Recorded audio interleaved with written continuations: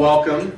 And I usually do that joke earlier to kind of set the bar really low so you can, come on the back, on the heels of that. So we'll have you come on up. So Joelle Blanchard is with Partners in Care, a St. Charles Health Services organization, and we will let you go from there. Okay, thank you. Yeah. I'm not with St. Charles. I'm sorry. That's okay. Oh, but I'm happy to share that with everyone. I had that my notes mixed up. I apologize. That's okay. So yes, hello. Thank you so much for having me today. I'm Joelle Blanchard. I'm the outreach manager for Partners in Care, one of the nonprofits, one of the nonprofit hospices, along with Hospice of Redmond. And today I am speaking to you in my capacity as an intern. I am getting my master's in social work, and so part of that means I do an internship with a different agency. And so this term, I'm lucky enough to be affiliated with a group called H+, which is a statewide nonprofit. And what I am working on is doing outreach, really communicating with you all about a concept called a master plan on aging. So, as we know, you'll see that okay? It's kind of, okay, just look at the shapes, really. So, in 1970, we were used to this idea, and I think this kind of persists, right, is we have a lot of younger people, and then the population kind of tapers as we get older. Well, we started to see a shift. That's just not the case anymore. We're not tapering as we thought we were. That's just not true anymore. We don't have a large amount of younger people and a smaller amount of older people. And if you look, this one says 2050. That's just one cylinder. That's just, we have just as many older people as we do younger people. So this is for Oregon, and these are projected for 2050. Oregon is ranked 11th in the nation for the oldest population. So we are an older state. Is that surprising to anyone? No. Don't look around. We're an older group. We're having older population. People are moving here to retire, or maybe we're just not having, we just don't have the same amount of younger people as before. So this is Deschutes County. So I pulled this from the Population Research Center, which this group does the off years from the US Census. And they pulled together this data. This is from Deschutes County, and this is, look at 2047. So it goes all the way up to, the top number is 85 plus, and the darker green is male, the lighter green is female. So that's what the graph is describing here.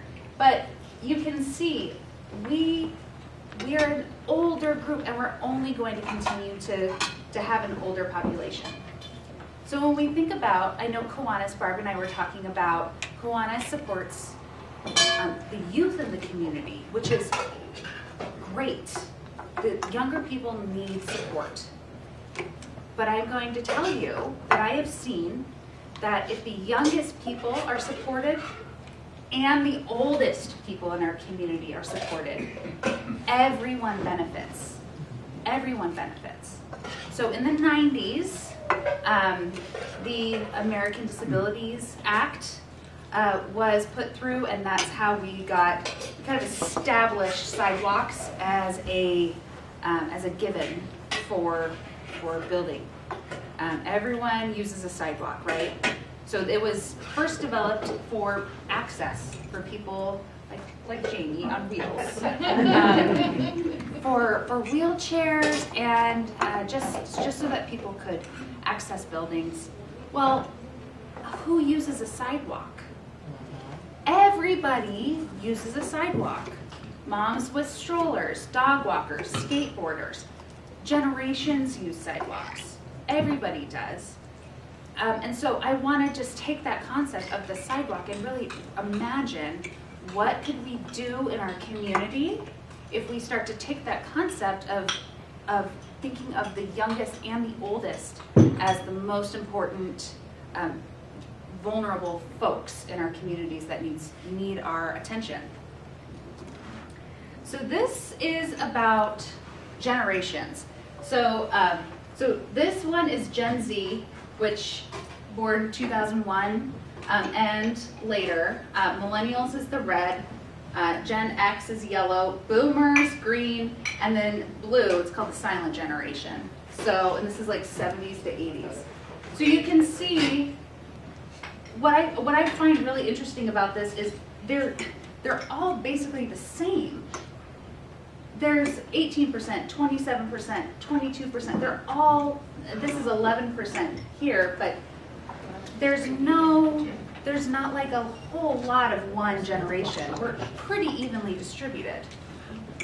So we can't think about older folks as having special needs that doesn't really impact anyone else. And yet, look around. That's exactly how our system is designed. We have such limited resources for aging.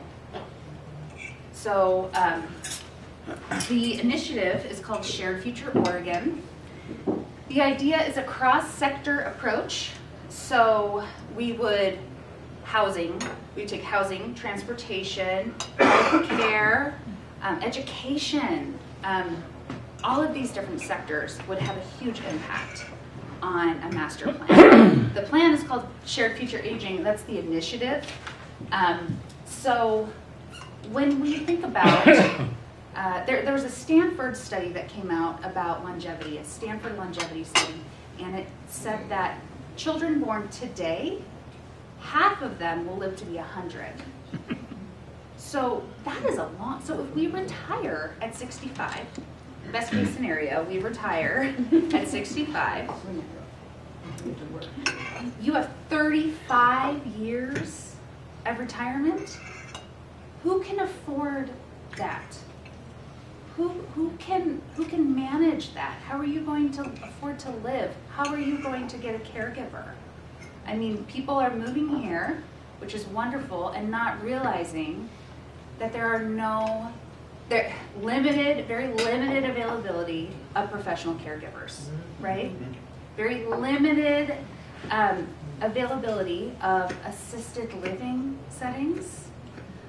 We have, so my mentor, Karen Brown Wilson, she's the leader of Age Plus, and in the 80s, she developed the concept of assisted living.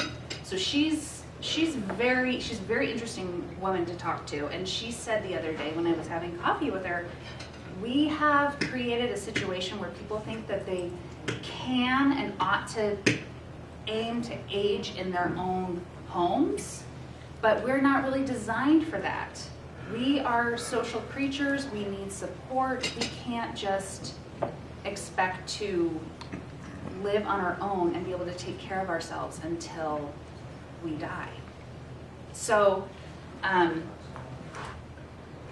the way that we can look at this is, so I'm with Partners in Care, which is we're a hospice agency. We provide that service independently with no hospital affiliation. And we also provide home health and a program called palliative care, which supports people with life-limiting illnesses, kind of before you're ready to make that transition to hospice and you want just some support around quality of life. So we have all of these wonderful programs, and then we have transitions, which Hospice of Redmond also has a transitions program, but it's no cost, totally free case management. The problem is, this is a problem for me, and this is my Age Plus hat, not my Partners in Care hat. We can't care for people until they are sick, until they are medically fragile, until they are very ill, and they need our help because they need the maximum amount of support. So what do you do before then? There's not a lot to say about that. So you have to, for our services, these are our services: home health, hospice, palliative care, which is not home caregiving. Home caregiving is a service that is rare, expensive, hard to come by. It just is. So these services, home health and hospice, palliative care to some extent, they're Medicare services. So, so we work directly with Medicare. Medicare, you know, that's just such a wonderful program. They don't cover hardly any of the day-to-day services that we really need help with. ADLs, it's called Activities of Daily Living. There's not a lot of support. You have to be pretty down and out to qualify for home caregiving through Medicaid. So just something to think about. And then how can you get on our services? For most of our services, the only exception is transitions. You need a doctor's order. So again, you have to be able to access the medical system. And luckily, it sounds like we all in this room have that access. That's not the case for the majority of folks. I heard on the radio this morning that 1/3 of Oregon is on OHP. Is that surprising? 1/3 of us are on OHP. Well, and Joelle mentioned the wait list for someone to get into an assisted living facility. Oh my gosh. It's forever. So if they're in need of extra assistance, they have to stay on a wait list, and you hope that your name is pulled and that they give you a call to be able to put your reservation and put your money down for it. So they continue to reside at home or at a family's home. So. Mm-hmm. And if you are using Medicaid, they have a different wait list for Medicaid beds because it's so expensive. Do you have any figures? The last Mount Bachelor in Bend, it's like $8,000 a month. Mm-hmm. And that's like base level. That's just room and board. And then some like assistance, you know. But then the way they do it is they have like a point system. So every care level you need, it goes up. I'm sorry. This is so depressing. I'm so sorry. I know. Okay, so this is what this is. So Shared Future Oregon. So what this would do is it reconceptualizes aging as a vital part of life. It is really embracing how wonderful it is to have an aging population. There's value in older people. And so what does that look like? It looks like all of those sectors I mentioned.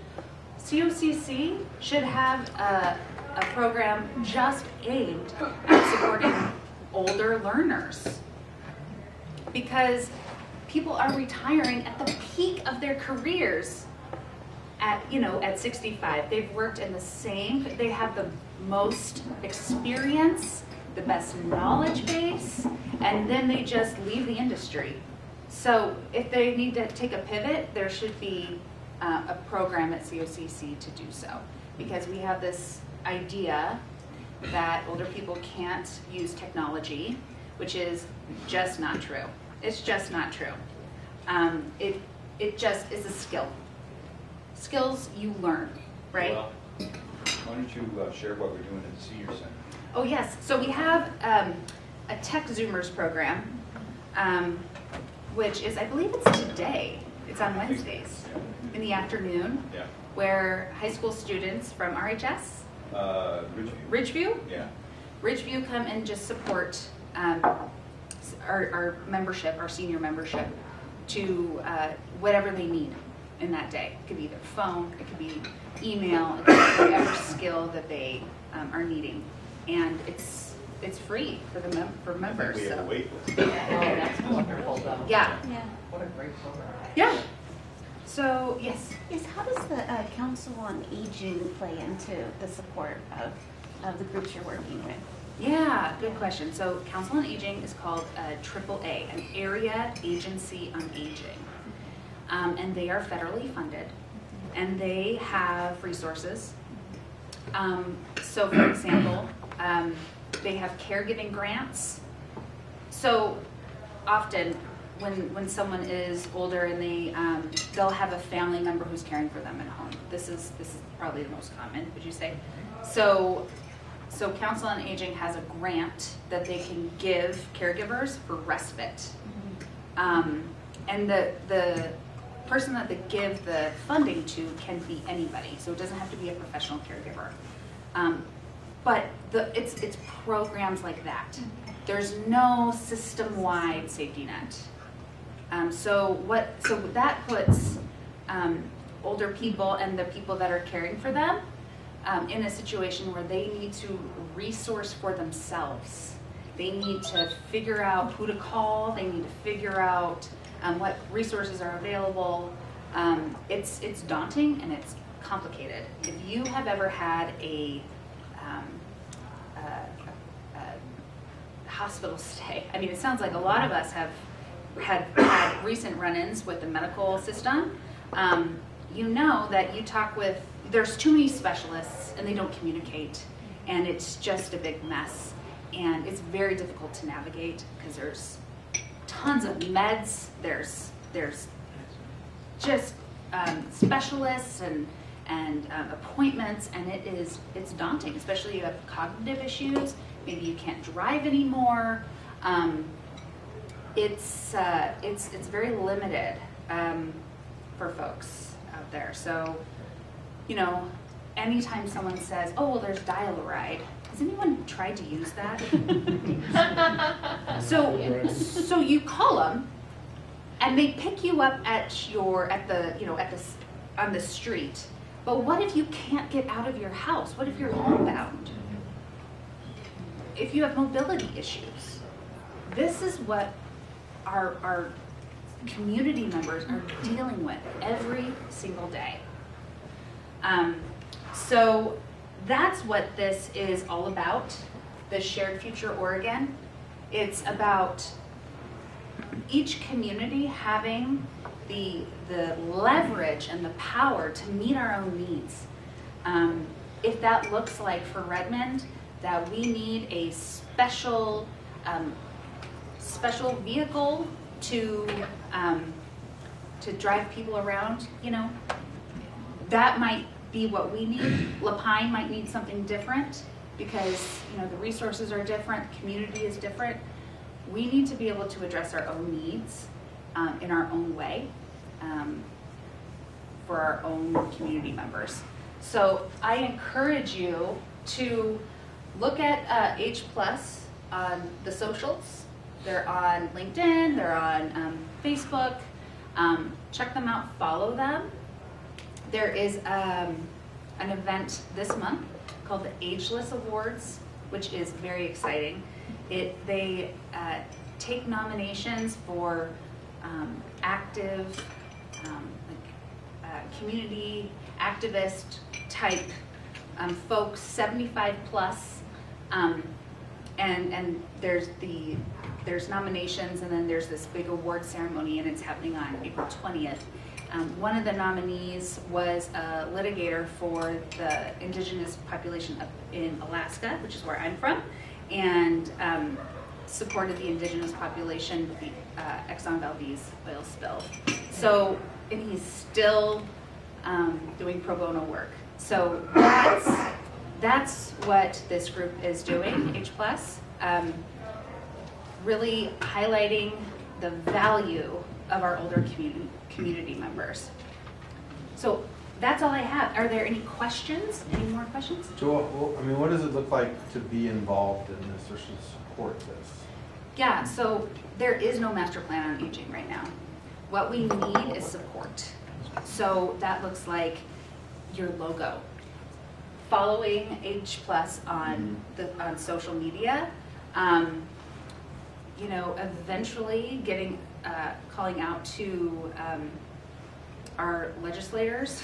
You know, I mean, there's several bills that Karen Brown Wilson is working on.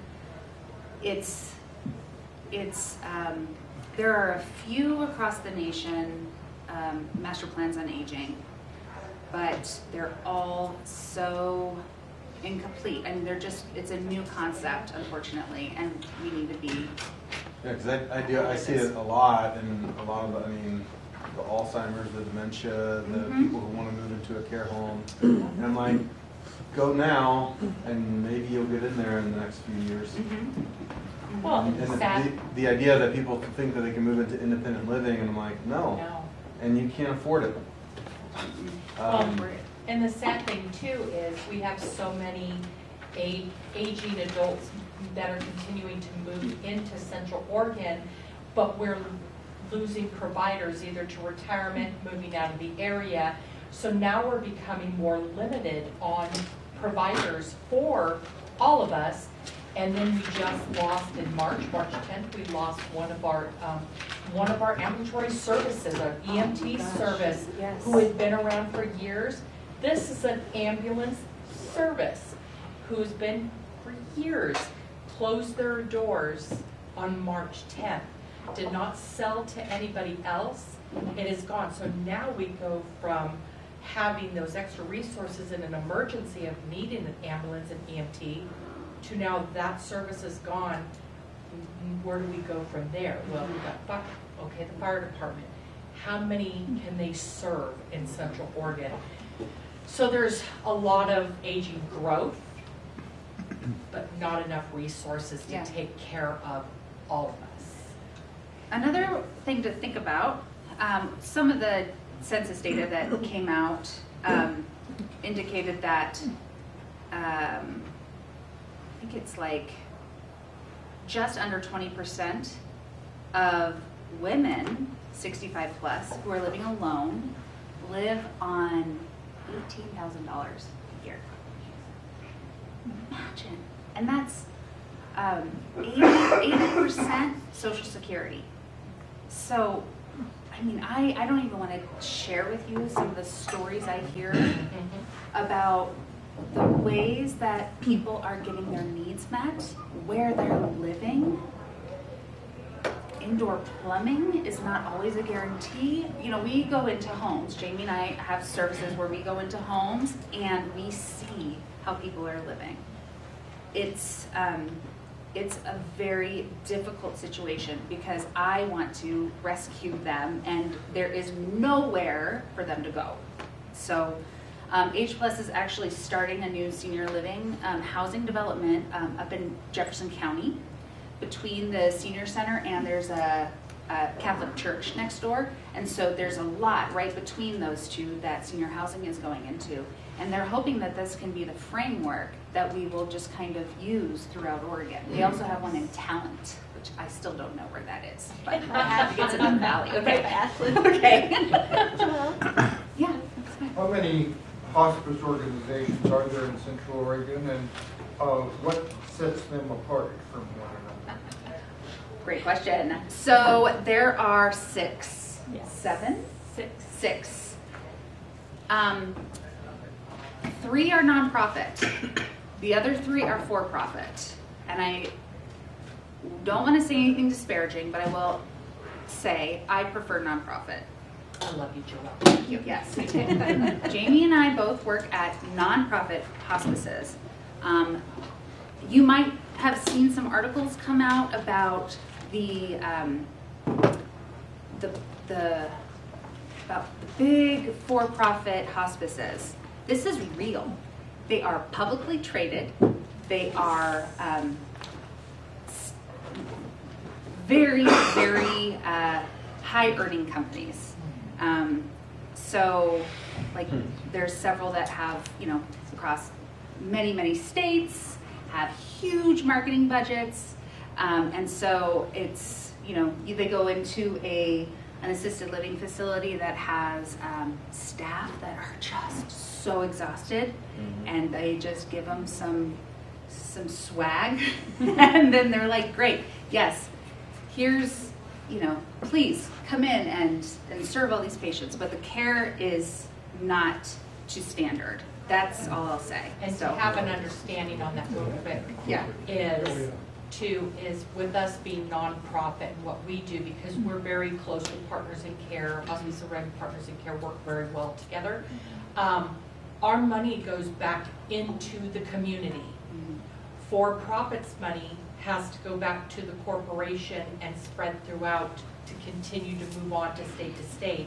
Sure. But with us and stuff, we are what we get in donations, anything like that goes back to the community. So, Yeah. and that's what's a beautiful Yeah. thing about being with our nonprofit. Exactly. And so there are so many hospices. We've been around for 40 years.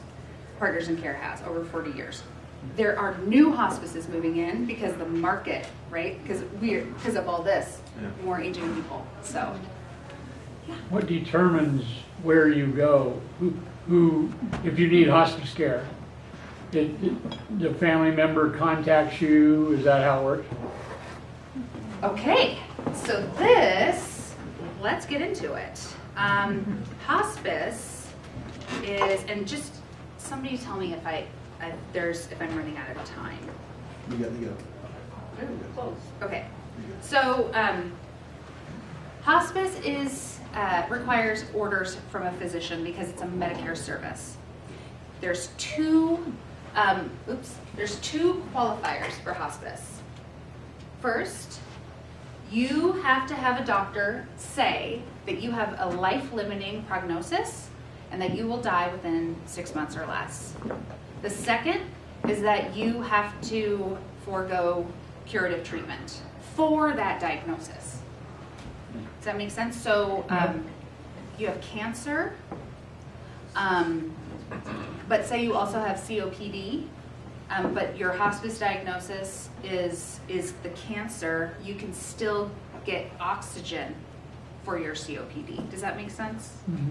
So that's how the Medicare, so that's why you just need an advocate. So you can call us, you can call Jamie too at Hospice of Redmond, but for us, getting connected with our transitions program is the way to go because we can triage for you.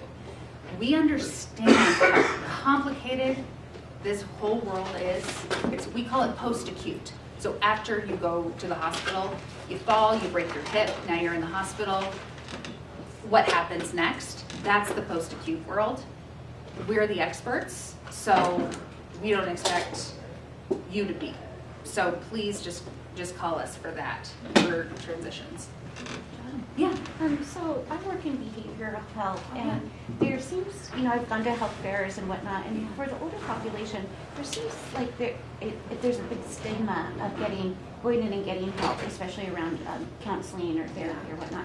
Do you have any ideas on how organizations like mine can break down that stigma, break down that gap of getting older folks into services? Do we need to go to where they're at versus trying to ask them to come to our clinics? I mean, are there some ideas that you might have around that? Interesting. So there are absolutely more specific specialized behavioral health issues that older people might face, mostly including around isolation and depression. But I will tell you, in my aging research, older people also tend to be happier. So that's good news. That's like the only good news I have. But you and I can talk later because that strategy, you're right. It is very, it's nuanced. Great. Yeah. So yes. We'll have another conversation. Yeah. Yeah, Ron. Hey, Joelle. I totally agree with everything you said about our communities and how we need to marshal forces and get together around this issue. But that doesn't obviate what may seem like a very obvious recommendation, which is getting together with your families and doing advanced planning. Exactly. Whether that's insurance-based, going to look for funds, but it's also a caregiver, kind of care management kind of mindset. I've been working with folks for a long time in the whole long-term care arena. And even if you don't have significant wealth or you haven't secured insurance coverage for this kind of event, it's really important that you meet with your family, you talk about it, you put a plan together, and you make sure that your family knows where that plan is. Because we're all separated out all over the country these days. But that's something you can do with everyone, really. And it's something you don't want to think about, you don't want to talk with, your kids about, but you need to. You really need to. Well, and you also, you realize how many people don't even know what an advance directive or a post form is and how important those forms are, or the living will or a trust. And so many wait to the last minute or they don't get it done. And it leaves the family stressed and turmoil and a lot of litigations. And yeah, and to me, it's the sooner you plan and get your affairs in order, it'll benefit everybody. Thank you. Yeah, you're welcome. Questions? All done?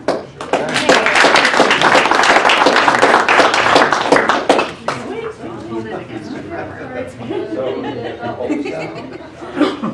Thank you for that's a little bit. Oh, yeah. Thank you all. We will go ahead and dismiss. What time is the